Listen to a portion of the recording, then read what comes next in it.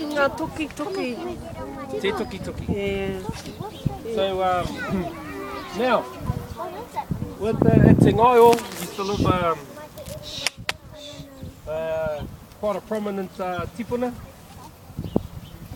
And I think one of the tamariki may be named after that prominent tipuna.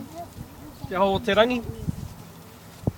And back in the day there were a number of pass sites along where that road was, where the road goes through.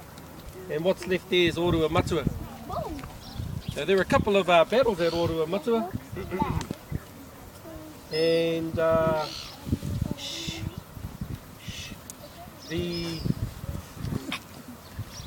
on the other side there, coming across to what we know as Maungamana, Mangatawa, is one of the most common kōrero pūrākau for the Rangatawa area, Te Tāhuna Rangatawa, and that is the Tohora e Toru, the three whales. So on the other side of Maungamana is Maunga Hikurangi. Okay, we can't see on the other side. Kei tua atu te maunga. Now just up if we go on the right, there's a kind of a big hill on the back there with a mast, a big tall aerial on it. Hei ko ana, ki te ro. Kurari Kopu Kairoa. Kopu Kairoa. There's Kopu Kairoa right at the back with a big mast. Okay. So the story with the three whales goes a long time ago. I ngā wāo mua, ka haro mai te māma me tana pepi I te mōna, I te rangatawa, and they could hear ka rongo rātou ki ngā ngaru whati whati, e haruru mai rā, ki tērā tā o te ako. They could hear the waves crashing on the beach on the other side. And as the tide was going out, they thought that they'll head straight across to the beach, ki tātahi. Karipa Waihoma. They ended up getting stuck. So they got stuck there. And the mother whale is Maungamana, and the baby whale on the other side is Hikurangi. And then not long after that, the father whale came in, Kopu Kairoa, and he suffered the same fate. He came into the harbour as well. But back in the day, when you looked across at Maungamana, it used to have like a whale has a big pointy head. It used to have a big pointy head on it. But back in the day, the government used all that rock in that maunga to make the roads, to make the Mangatapu Bridge, and to make the port. And that used to look like a whale with a big pointy head. Now there are some old photos, so if you can see mum or dad or nen and koro, try and dig up some old photos of Maungamana or Mangatawa. Now there's a pass site right at the top, the tallest bit of that, and that's Hangahanga. And that's where Tamatea Kōpai Whenua, who came over on the Tāki Tumu Waka, that's where he lived. Hangahanga. He lived there, and he also lived at the Papamore Hills and a few other places around Tauranga before other members of the Tāki Tumu Waka carried the waka and went around the east coast down to Wairarapa, Here Taunga, and then down to Waipona.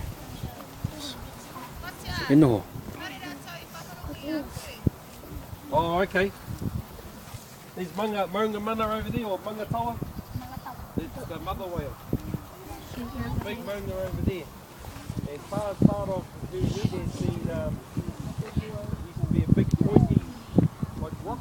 They used a lot of that to make the roads, like the Mangatapu Bridge, and also the port. So that's the main one there. The baby whale's on the other side.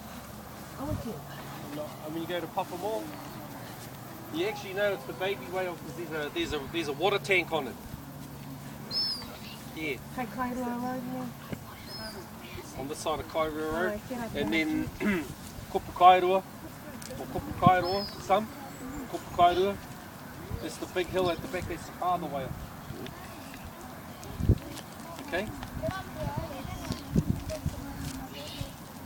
And straight across here, there was the battle called Te Tuki Tuki. And that's right on the point there. And what had happened, Te Tuki Tuki. T-O-K-I. Te Tuki Tuki. And what happened is that Go show Waiho. there are a number of battles around this area, but in this particular battle, the men were just to be observed like pāpaka, scampering across the mudflats and meeting the attacking party over there. It's Tuki Tuki. So that area is known as the Tuki Tuki.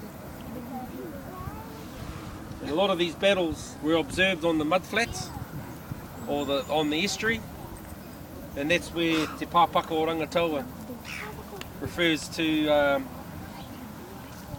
a lot of the warriors that fought on these mudflats.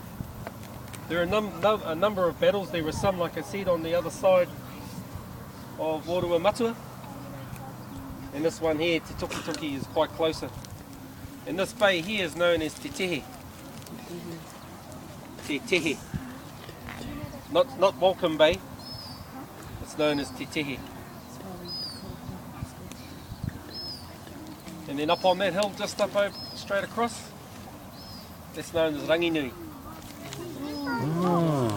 That's Ranginui. Ko tērā tāna pā. Ko tērā tāna pā. I don't know. Just the name of the hill, that one. It's got a big pine tree at the back of it. That's Ranginui. No, Te Tuki Tuki's right on the corner. Ko tēnei ne. Yeah. Te Tuki Tuki's right on the corner. Used to be an old pass site there too. Ni ka huri ki pētai pakanga wari pāpaka. Yeah, they had a battle there. What happened is there was some, with the battle at Te Tuki Tuki, there were some invaders from the north, coupled up with some war parties from Rotorua, and they came back.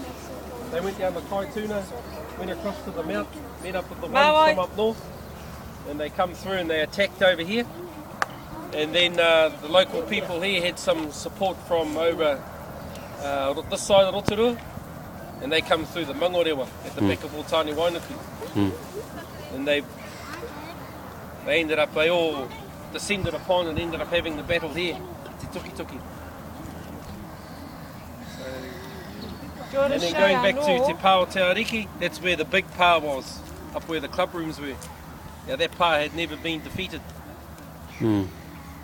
So it's been occupied for a number of years. And just on that, the Waitaha were here originally. And after the battle of Te Kokowai, which was at the mountain, they had the big battle on Mowau. With Waitaha and Ranginui who were living on Mowau, and Waitarangi coming through, or Ngāti Rangi Hauhiri. After that, the descendants of Tamapahore come to live over here, over where Maungamana is. And then they also, first of all, they tried to take over the Mangatapu Peninsula, where Waitaha were. And they tried in a number of places, around Te Aue, and back on the other side, down Anchorage Grove, which is behind the first shops. There are another couple of pās there, and they couldn't. So what happened is they ended up marrying into the local people, and they become Ngāti here. So even though it wasn't, what I mean, it hasn't been defeated, it hasn't been overcome with force. Te Pāo Te Ariki. So a lot of the names here are named from the people who were first here through the Waitaha days. And one of them you have straight across, you can just see it way back up into the clouds, the highest point. That's Otawa. Now on the other side of Otawa is Te Puke. Yeah. There are a few other little hills and little pass sites in there, but they're all kind of hidden amongst the houses and the trees. Mm. Is that the one way at the back, Yeah, the one way at the back. Yeah. So you got Otawa, Kopu Kairua, Rangi Nui, Toki Toki, Maunga Mana, or Mangatawa, Orua Matua, Te Ngaio. And then you had that one of many battles on the Rangatawa, Te Toki Toki. And this waterway is known as Te Tehe. And the Te Tehe goes all the way up to the Kaitimako stream. Come here. So you fellas know where the Kaitimako stream is? You know that first bridge coming down Welcome Bay Road? Mm. That comes out into here. Stay with Uncle for 5 minutes.